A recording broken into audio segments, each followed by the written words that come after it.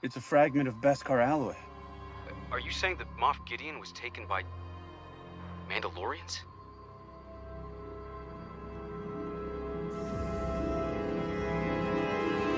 Carabast, what does that even mean? Hello there. This is where the fun begins. Hey there guys, Unofficial Star Wars here. Hope you're all doing well, and welcome to my The Mandalorian Season 3 Episode 5 breakdown video / review. We're going to be discussing and talking about all the different Easter eggs and things that you might have missed throughout this episode, as well as explaining a lot of the things that we saw in this episode here as well. So we're going to go ahead and hop right on into it. And of course, yes, it should go without saying that yes, there are spoilers ahead for The Mandalorian Season 3, so if you haven't already seen it, go check it out. Aside from the previous episode, The Mandalorian Season 3 Episode 4, that featured Order 66 flashbacks and revealed who was the one that saved Grogu during the events of Order 66, Caloran Beck, this year might be my new favorite episode of The Mandalorian. And also similar to what we saw in the Dr. Pershing episode that was heavily focused on Coruscant, I think that this episode also focused a lot with world building and really showing us a galaxy far, far away, the current state of the Star Wars universe right now. And it really does feel like that all the threads are finally coming together in Episode 5 of Season 3 of The Mandalorian, which connects the pirates on Navarro to the dysfunction in the New Republic and the dream of retaking Mandalore. A lot of the plots in The Pirate, the title of this episode, have been heavily foreshadowed, and Jon Favreau's dialogue is at times a bit repetitive, but there are also a few big surprises that hint at good things to come in the next couple of episodes of The Mandalorian Season 3. The episode kicks off with Greef Karga's urban planning meeting, interrupted by an inevitable return of Captain Goran Shard. It's certainly understandable that Greef didn't want to depend on a remote bureaucracy, but it is disappointing that a man who's been a pirate, a bounty hunter guild leader, and worked for an Imperial remnant at one point had no plan for a big threat beyond begging the New Republic for help by sending a droid with a message. Princess Leia style, of course. And yes, his warden was pulled away, but even the most competent individual can't fend off a capital ship. New trains sound great, but you should probably first spend resources on protecting them, given how dangerous life is on the Outer Rim overall. There's a reason why you can't have nice things down there unless you're a part of a huge crime syndicate, or other power block people don't want to mess with. Greef Karga's distress message was fortunately delivered to Captain Carson Teva, who's hanging out on a New Republic base with the one and only Star Wars Rebels Zeb, played by Steve Blum, making his first live-action premiere. The gruff leftist looks great, and it's wonderful that the extremely talented voice actor Steve Blum is getting to reprise the role as well. However, for the time being, he's probably being reserved to join other crew members from the Ghost Crew in the Ahsoka show, the next big live-action show that's coming out later this year on Star Wars Disney+. It is a shame we don't get to see him and Teva immediately heading to Navarro with other former rebels they can muster up. Instead, the Mandalorian continues to lack a sense of urgency, and Teva flies to Coruscant to request aid through proper channels. As the New Republic, as we see, we can really see the corruptness in this overall system of what the New Republic is. We've seen it before with the Dr. Pershing-centered episode, and it is a continuing theme that they feel like that they have other problems to deal with, and that they even mention that they have quote-unquote member planets that are really full-on for the overall New Republic and what it stands for. It really does all have to go with the mess that the New Republic has become and is becoming. Captain, this isn't a rebellion anymore, is what Teva is told by the New Republic. The scrappy do-gooders may have won the war against the Galactic Empire by the end of Return of the Jedi, but they're losing the peace. Shard mentions that the New Republic can't even protect the Mid-Rim from a pirate nation, further evidence that the Mandalorian is following the First Order origin story from Dave Filoni's Star Wars Resistance. The dialogue is pretty blunt and repetitive in the scene on Coruscant, as Teva repeatedly connects the dots between the Imperial remnants, Moff Gideon, and the pirates. Yes, he's trying to make his case to an indifferent leadership, but it also feels like Jon Favreau is working a bit too hard to prepare viewers for what seems like fairly obvious plot points. And what's even worse for Captain Teva is that the Colonel Tuttle is taking advice from Elia Kane, who just has to give him an easy out to avoid intervention by reminding him that Navarro didn't sign the charter that would make the planet the New Republic's responsibility. Meadows does a great job bringing a bit of humor to his conversation with Teva, particularly his slightly smirking uh-oh when Kane strategically introduces that fact. That means Teva has to look for help elsewhere.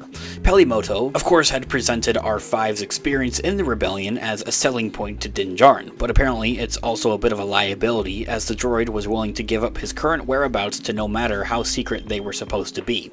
The suspense about whether the Mandalorians are going to intervene feels forced, padded with exaggerated murmuring and grandstanding from Paz Vizsla, who obviously was going to help Din after he earned enormous goodwill by rescuing Paz's son in the previous episode. However, it is hilarious that the Children of the Watch used the armor's hammer as a talking stick, a really funny part that I thought of.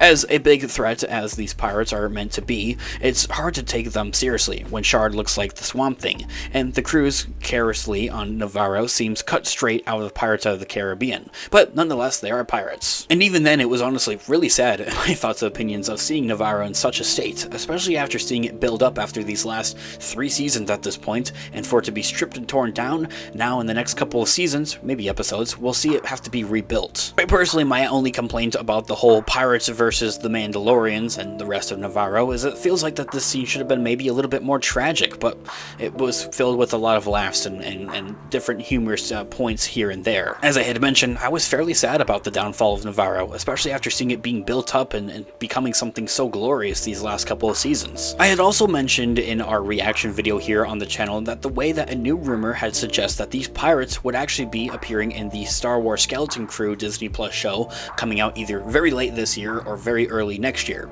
Now, Star Wars Skeleton Crew is going to be a part of the Mandoverse and has been written by John Watts, the writer and the director for the MCU's Spider-Man trilogy. And so even seeing after this whole war go on, essentially this whole battle going on, we see that the flagship actually falls. I thought that was actually kind of surprising to me, in my own thoughts and opinions. I didn't think that they would actually like go down like that and like all the other pirates would actually die and everything like that. I thought that they would just like fly away and come back another day in Skeleton Crew. However, we only see Bane make it out, and even then it feels like the Bane character doesn't jive all that much with the rest of the pirates, so maybe seeing him become more of a good guy, or maybe join up with another pirate crew such as Hondo, feels really like quite a point that we could see in the near future a part of the Mandoverse. Shard even keeps fighting though, even though when his allies are telling him and pointing out how bad things are looking, and as I had mentioned, I kept thinking that they're going to pull out, they're not going to, you know, keep fighting these guys and trying to take it over, lending further credence to the idea that he's working for someone else, and his failure would mean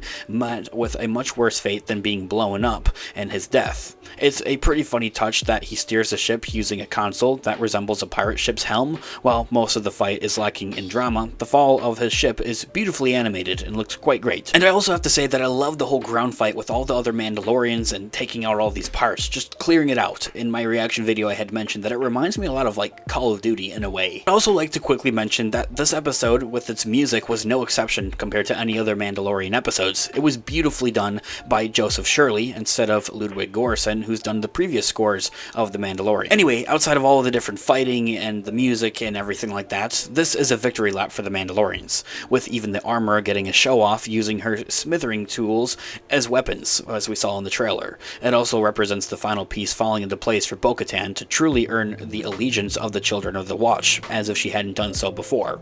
And after seeing the dubious of the armor expressed about Bo-Katan seeing the mythosaur in the last episode, it's a bit of odd of how she seems to now take the prince's claim seriously. Perhaps the evidence that she is the foretold leader just comes from her tactics again, winning the Mandalorians a big victory, and the reward of a new home that's a lot less monster-infested compared to where the covert was before. I was also really heavily expecting to see maybe Emily Swallow and the armor take off her helmet there as well, and kind of further undivide, I think, these different creeds and these different cultures, these different belief ways of the Mandalorians. Although, of course, as we know, this is something that we didn't exactly see. It does for sure, though, however, feel that, you know, Bo-Katan has really earned the trust and the goodwill, I think, of the Children of the Watcher, and that they're really all coming together. Before, as we had last saw in the Book of Boba Fett, the armor absolutely despised Bo-Katan and blamed her heavily for the fall of Mandalore. So to really see these two come together and be homies, I think is just the proper way to put it,